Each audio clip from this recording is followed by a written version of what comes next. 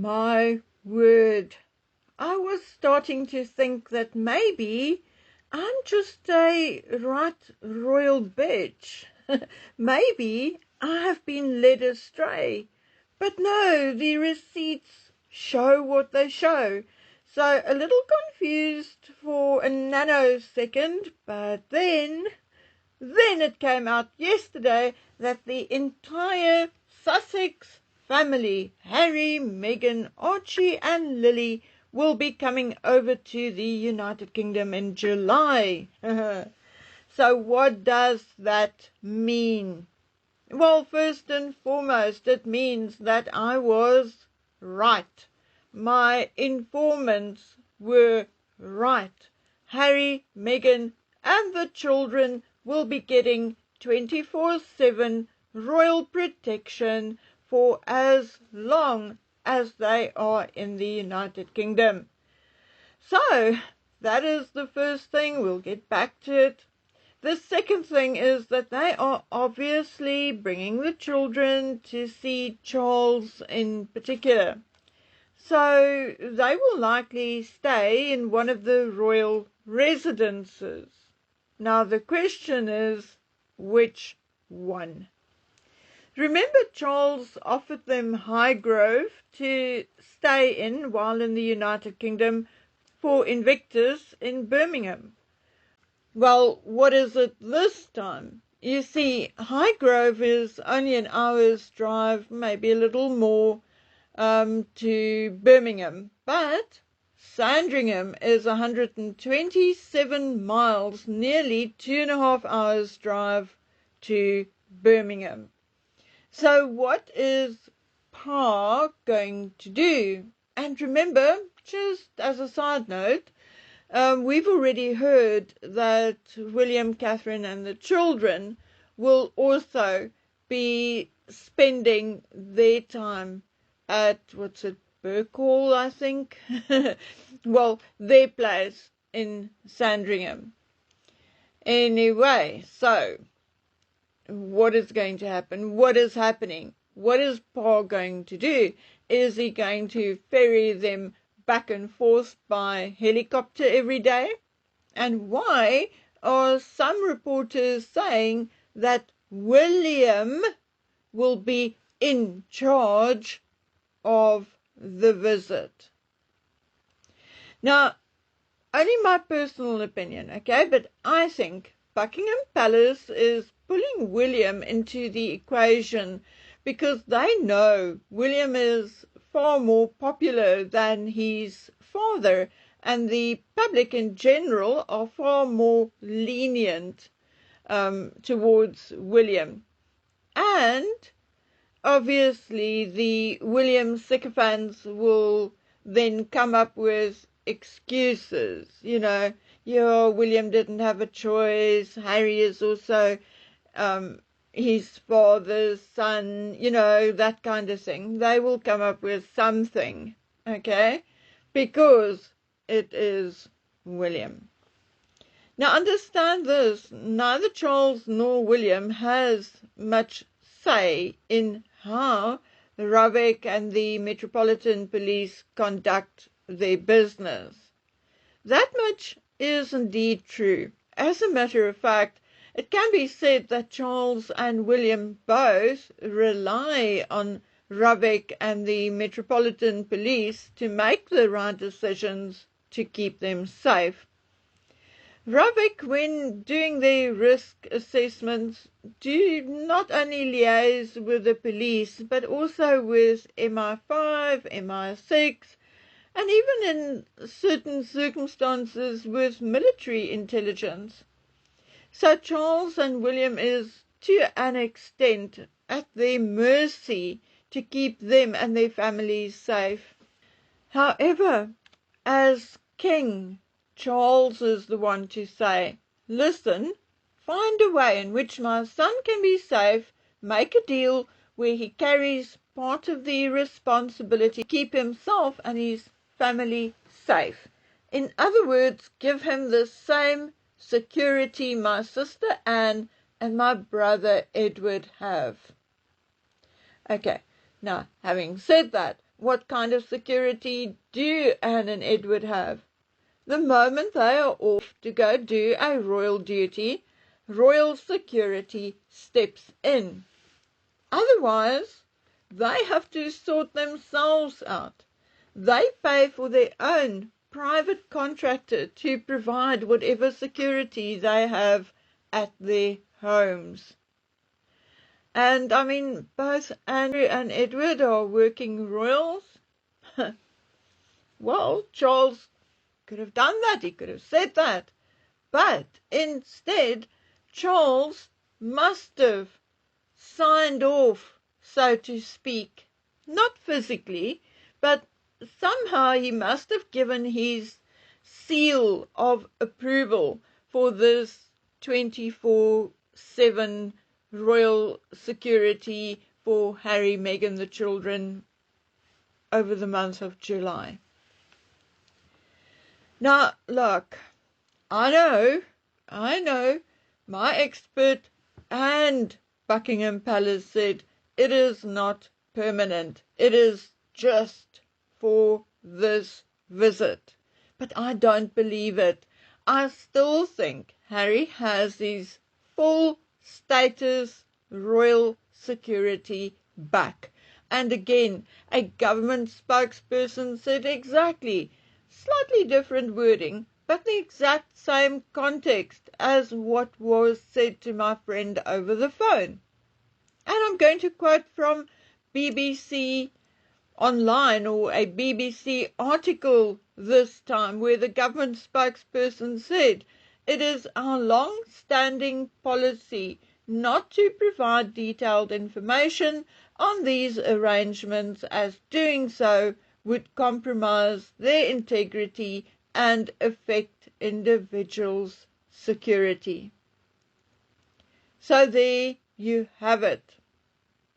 Now I ask you and everyone else who still believes Buckingham Palace's narrative, how much longer are you going to wait for Rabeck or Buckingham Palace to release a statement about Harry's security?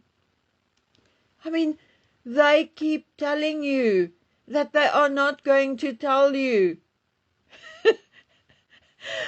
How many more different departments, the government, Rabeck, the Metropolitan Police, they all say the same thing. And not only to my friend, as you can see here, this has now been said to mainstream media, it's been said to whoever else. They are not going to tell you. Yet, there are some of you who keep believing all the sycophants who had fallen hook, line and sinker for palace bullshit. The ones who still tell you there's been no decision yet, they don't know what kind of security Harry's going to have in July. They haven't made a decision, it's not permanent. Rubbish! Rubbish! I will accept at this point that it may just be full royal security 24/7 for July. I will go that far. Although I don't actually believe it. I believe it is permanent. But I will give that much. But the rest, no. Anyway, I'm telling you to watch. Did you see or notice how there were at one point security walking next to Catherine and the children's carriage during Trooping the Colour? Well, I personally did not notice because I wasn't watching, but I was told about it. So I went and I checked. Well, my dears, now you watch how there will be guards walking next to the vehicle Harry and Meghan arrive in Birmingham with, how their doors will be opened for them, and how they will be shielded going into the venue, treated like the royals. They are not. I'm telling you, wait and watch. Now look, I was the first to argue that Charles has to see Harry, has to spend time with Harry, not only because they are father and son, but he has to sort out Harry's position in the family and Harry's position in the monarchy. I do not believe it should be left for William to deal with. I have no issue with Harry taking the children to meet Charles either. But it is the way it is done, and the fact that Meghan is included. And Meghan, as we all know, is the one who is the danger, who is the liar, who monetizes everything. So, but anyway, I do not feel that it is in any way right for the British taxpayer to foot the bill for 24-hour security for Harry and his family.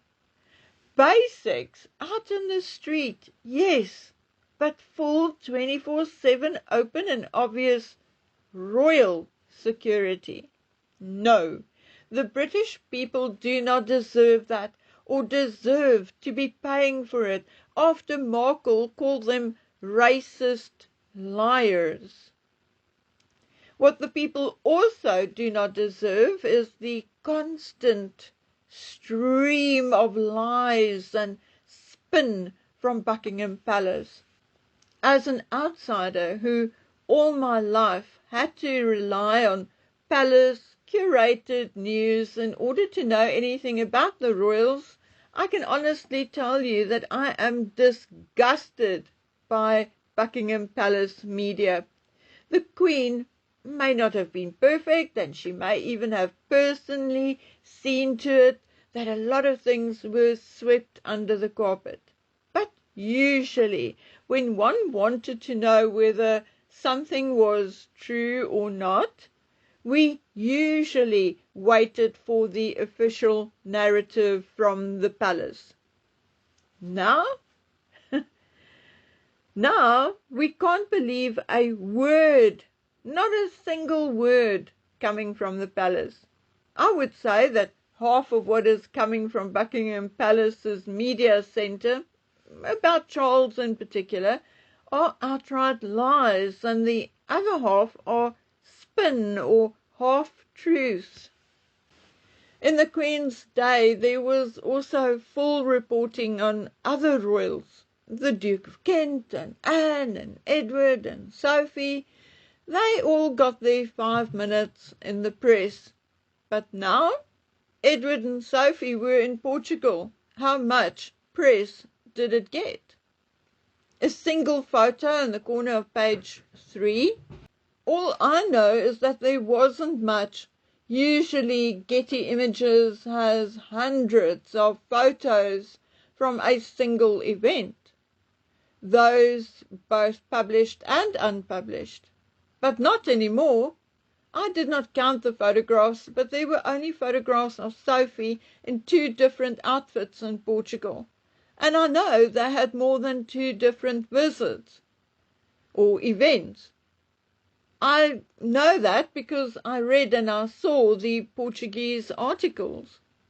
Because you see, I believe the media centre, with Torben Andre playing Big Mama the boss lady, the staff are well versed in Charles and Camilla, the priority, in them being number one. Nothing goes out until or before something about them hasn't gone out. That is the feeling I'm getting. We saw much less, if you think about it, we saw much less of the Queen in general media than we do of Charles. Just think about it. The Queen had this air of mystery around her. We saw her in the media during public events or public visits. Well, when it comes to Charles, we see how he gets into a vehicle, we see how he gets out, we see how he bends over, we see him walking down the road, we see him going in the door, we see him coming out the door. It is constant. Typical media fodder. So, my friends, I don't know what to tell you. I'm very sorry. I'm so sorry that I was right about Harry's security. We'll see whether Meghan actually brings the children or not. I think she may very well change her mind about bringing them, at the very last minute. She'll come up with something like, oh, they're sick, they have the flu or something and could not travel. But who knows, maybe Charles paid her a good amount of money to bring the children. Or he will be paying her to bring the children, and I hear she's basically bankrupted herself with as never. Anyway, I just hope, if they do bring the children, that William had arranged for an undercover cop to play a maid or something and collect the children's DNA. Because although I do not believe that Meghan birthed either one of those children, I do believe Archie likely, maybe, has both Harry and Meghan's DNA. But I do not believe that Lily has either parent's DNA, or at the very least, not Meghan's. I do believe poor Lily is a designer baby. Now, just the thought is actually a sad one, okay? But, it could be true, or at the very least, it is indeed very possible. Okay, guys, that is it. Last subject tomorrow. Thank goodness. This was one of the most tiresome, longest terms I have ever experienced, ever since my own children were still at school. So thank goodness it's coming to an end. Anyway, I will be back tomorrow with a longer video. I have not had time to check my email, but I have a feeling there may be something juicy in there, because I heard a very juicy rumor, and I also managed to get the email address for someone who could likely confirm or deny it. That is, if she wants to. I obviously cannot force her, but I'm very curious to see whether she replied or not. So until then, take care, stay vigilant, and stay safe. Bye.